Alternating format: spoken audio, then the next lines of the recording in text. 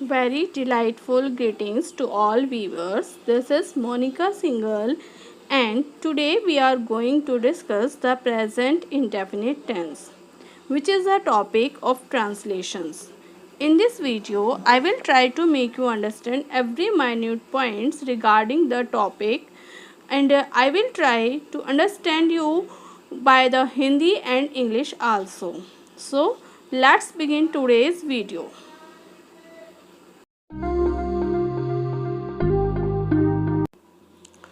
Present indefinite tense. यहाँ पर हम प्रेजेंट इंडेफिनिट टेंस को क्लियर करेंगे, जिसको कि हिंदी में भी और इंग्लिश में भी दोनों में हम क्लियर करेंगे। So let's go. पहचान: जब कर्ता किसी काम को बार बार करता हो या स्वाभाविक रूप से कार्य करता हो, वहाँ पर प्रेजेंट इंडेफिनिट टेंस होता है। तो हम कह सकते हैं कि जब कोई काम वर्तमान समय में किया जाता है, उसे हम प्रेजेंट इंडेफिनिट टेंस कहते हैं। वाक्य की क्रिया में, यानी कि जो हिंदी के सेंटेंस होते हैं, उन सेंटेंस की क्रिया के अंत में ता है, ती है या ते हैं आदि शब्द रहते हैं। अब हम क्रिया की बात करें तो क्रिया क्या होती है? जो मेन वर्ब्स होते हैं उन्हें हम क्रिया कहते हैं। इंग्लिश में भी हम इसकी आईडी देख लेते हैं। ID in English: a verb that refers to present time is said to be in the present tense. एक वर्ब जो प्रेजेंट समय को प्रस्तुत करती है उसे हम प्रेजेंट टेंस कहते हैं। अफर्मेटिव में अब हम इसका वर्ड ऑर्डर देखते हैं। Subject plus verb first form plus S और ईएस प्लस ऑब्जेक्ट होता है। अफर्मेटिव में हम समझ लेते हैं।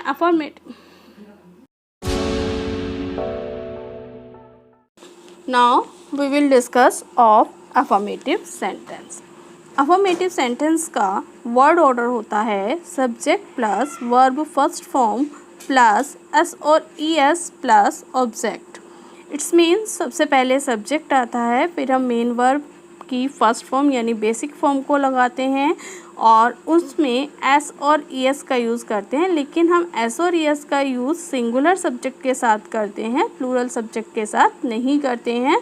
प्लस ऑब्जेक्ट आता है, जैसे कि मैंने यहाँ पर क्लियर भी किया है। With the singular subject we use S और E S in the first form of the verb. कि वर्ब की फर्स्ट फॉर्म में हम एस और ईएस का यूज़ करते हैं, जो कि सिंगुलर सब्जेक्ट के साथ आता है। एग्जाम्पल देख लेते हैं। सिंगुलर और प्लूरल दोनों का ही मैंने यहाँ पर एग्जाम्पल दिया है। जैसे कि वह अंग्रेजी बोलती है, तो we write the sentence in English: she speaks English. She is the singular subject, so we use the s word in the main verb that is speak. तो हमने स्पीक में यूज़ किया है स्पीक्स। She speaks English. ठीक इसी प्रकार जो plural हमारा सब्जेक्ट होता है, तो उसे हम किस तरह बनाएंगे? आप इस मकान में रहते हैं। आप का मीनिंग होता है यू। आपको हम इंग्लिश में बोलते हैं यू यानी तुम या फिर आप। तो you live in this house. आप इस मकान में रहते हैं। You is the plural subject. You जो वर्ड है वो प्लूरल सब्जेक्ट होता है, इसीलिए हमने यहाँ पर जो मेन वर्ब है लिव, उसमें हमने एस और ईएस का यूज़ नहीं किया है। Clear? Now we will discuss in about of negative sentence. तो सबसे पहले हम नेगेटिव सेंटेंस का वर्ड ऑर्डर देखते हैं। नेगेटिव सेंटेंस का वर्ड ऑर्डर होगा सब्जेक्ट प्लस डू और does plus not plus verb first form plus object. यहाँ पर हम सिंगुलर सब्जेक्ट के साथ डज नॉट लगाते हैं और प्लूरल सब्जेक्ट के साथ डू नॉट का यूज़ करते हैं। सिंगुलर सब्जेक्ट में हम डज नॉट क्यों लगाते हैं? जैसे कि अभी हमने अफर्मेटिव सेंटेंस में पढ़ा था कि हम वर्ब की फर्स्ट फॉर्म में एस और ईएस का यूज़ करते हैं। तो यहाँ पर हम हेल्पिंग वर्ब यूज़ कर रहे हैं डू। जो हम हेल्पिंग वर्ब यूज़ कर रहे हैं, तो सिंगुलर सब्जेक्ट में हम डू के साथ ही एस और ईएस का यूज़ कर देते हैं। इसीलिए हम वर्ब की फर्स्ट फॉर्म में एस और ईएस का यूज़ नहीं करते हैं। लाइक सी द एग्जाम्पल: वह चावल नहीं खाती है, she does not eat rice. So you will see I didn't use S in main verb that is eat, उसमें मैंने एस और यस का यूज़ नहीं किया है। शी डजंट ईट राइस, वह चावल नहीं खाती है। Clear? Now we will discuss in about of interrogative sentences. Interrogative sentences को अगर हम समझें ध्यान से तो इन वाक्यों को हम 2 टाइप्स में डिवाइड करते हैं। First type yes no and second type WH family के साथ होता है। यस नो जो सेंटेंस होते हैं उन्हें हमने यस नो का नाम किस लिए दिया, क्योंकि इन सेंटेंसेस का जो आंसर निकल के आता है वो यस और नो के में ही आता है। So the word order of first type, जिसको हम यस नो टाइप बोलते हैं, do does plus subject plus not plus verb first form plus object plus question mark. Do और डज का यूज़ हम उसी तरह करेंगे, सिंगुलर सब्जेक्ट के साथ हम डज का यूज़ करते हैं और प्लूरल सब्जेक्ट के साथ हम डू का यूज़ करते हैं। तो यहाँ पर मैं कुछ एग्जांपल से क्लियर करती हूँ। फर्स्ट एग्जांपल है, क्या वह सिगरेट पीता है। तो यहाँ पर आप देखेंगे जो वह शब्द है वह सिंगुलर सब्जेक्ट है, इसीलिए हम यहाँ पर डज का यूज़ करेंगे। डज ही स्मोक सिगरेट, क्या वह सिगरेट पीता है। In the second sentence you can see, क्या वे अंग्रेजी फिल्म देखते हैं। वे जो मेन सब्जेक्ट है दैट इज़ वे द स्पेलिंग ऑफ वे is they is a plural form of the subject, यह सब्जेक्ट की प्लूरल फॉर्म होती है। So we use here do, इसलिए हम यहाँ पर डू का यूज़ करते हैं। Do they watch English film, क्या वे इंग्लिश फिल्म देखते हैं। Do they watch English film. Now we will discuss the second point of word order. Second point of word order में हमारा WH फैमिली वर्ड्स का use होता है। WH type word की अगर हम बात करते हैं तो उसमें हमारे what, why, where, whom, whose ये सब वर्ड हमारे इसके अंदर आते हैं। Plus do does plus subject plus not plus verb first form plus object plus question mark. Do does का यूज़ हम उसी तरह करेंगे, सिंगुलर सब्जेक्ट के साथ डज एंड प्लूरल सब्जेक्ट के साथ डू। तो यहाँ पर भी देखिएगा मैंने एग्जाम्पल दिया है, शिवानी अब कहाँ रहती है। कहाँ, आप देख रहे हैं कहाँ जो शब्द है वो एक WH फैमिली का वर्ड है, क्योंकि कहाँ की मीनिंग होती है वेयर। तो according to the word order we have to use firstly WH type word. So we write here the meaning of कहाँ। वेयर के बाद हमें डू डज का यूज़ करना है अकॉर्डिंग टू वर्ड ऑर्डर। तो वेयर डज, फिर हम शिवानी यानी मेन सब्जेक्ट लेंगे, where does Shivani.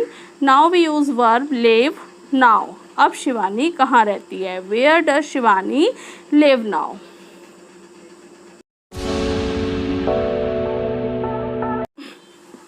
Now we will discuss some important points that was related to the present definite tense, जो present definite tense से ही जुड़े हुए हैं। इन सेंटेंसेस में कभी कभी क्या होता है कि कभी नहीं शब्द आ जाता है या फिर कुछ नहीं शब्द का भी यूज़ होता है। तो इस तरीके के सेंटेंसेस में हम नेवर और नथिंग शब्द का यूज़ करते हैं। तो इन वाक्यों को बनाने के लिए हम डू डज का यूज़ नहीं करते हैं। नेवर यानी कभी नहीं के लिए हम नेवर शब्द लगाते हैं और कुछ नहीं के लिए हम नथिंग वर्ड का यूज़ करते हैं। नेवर जो वर्ड है वो हमेशा सब्जेक्ट के बाद आता है एंड नथिंग जो वर्ड है वो हमेशा वर्ब के बाद ही यूज़ किया जाता है। बाकी का सेंटेंस जो हमारा अफर्मेटिव का वर्ड ऑर्डर होता है उसी के अनुसार बनता है, इनमें डू और डज का यूज़ नहीं होता है। एग्जाम्पल से समझते हैं, जैसे कि वह चावल कभी नहीं खाता है, he never Yeats rice. He never, कभी नहीं के लिए हमने नेवर यूज़ किया है। ही नेवर, जब हमने डू और डज का यूज़ यहाँ पर किया ही नहीं है तो मेन वर्ब में हमारा एस और यस लगेगा, क्योंकि ही हमारा सिंगुलर सब्जेक्ट है। He never Yeats rice. The second point is मुझे कुछ दिखाई नहीं देता, मुझे कुछ दिखाई नहीं देता, आई सी नथिंग। तो यहाँ पर आप देख रहे हैं कि मैंने जो नथिंग वर्ड लगाया है वो वर्ब के बाद लगाया है, मेन वर्ब के बाद यूज़ किया है। मुझे कुछ दिखाई नहीं देता, आई को हम प्लूरल सब्जेक्ट में ही रखते हैं, so we didn't use S और E S in the main verb, हमने इसलिए मेन वर्ब में एस और ईएस का यूज़ भी नहीं किया है। So the sentence is I see nothing. Next point है use of do does in affirmative sentence. कभी कभी अफर्मेटिव सेंटेंस में डू और डज का यूज़ भी होता है। ऐसे सेंटेंसेस को हम एम्फेटिक सेंटेंस भी बोलते हैं।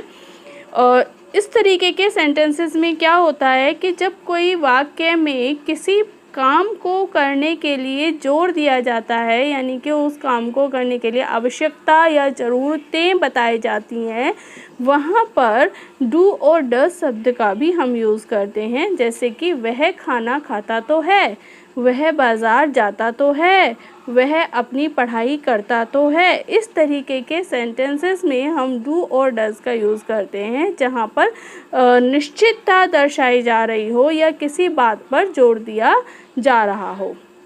तो इसके लिए पहचान मैंने यहाँ पर लिखी है। जब इन वाक्यों में किसी बात पर जोर दिया जाता है या निश्चितता दर्शाई जाती है तो इन वाक्यों में अवश्य, ज़रूर आदि शब्दों का प्रयोग होता है। So we will see from the example, वह जाती तो है। तो जब इन सेंटेंसेस में हम डू और डज का यूज़ करेंगे तो सिंपल सी बात है कि हम मेन वर्ब में एस और ईएस का यूज़ नहीं करेंगे, बिकॉज डू डज में ही एस और ईएस आ जाता है। तो यहाँ पर बनेगा शी डज गो, वह जाती तो है, शी डज गो। हम रात में अवश्य पढ़ते हैं, we do read in the night, हम रात में अवश्य पढ़ते हैं। We is the plural subject, so we use here the word do. So make the sentence. How can we make the sentence? We do read in the night.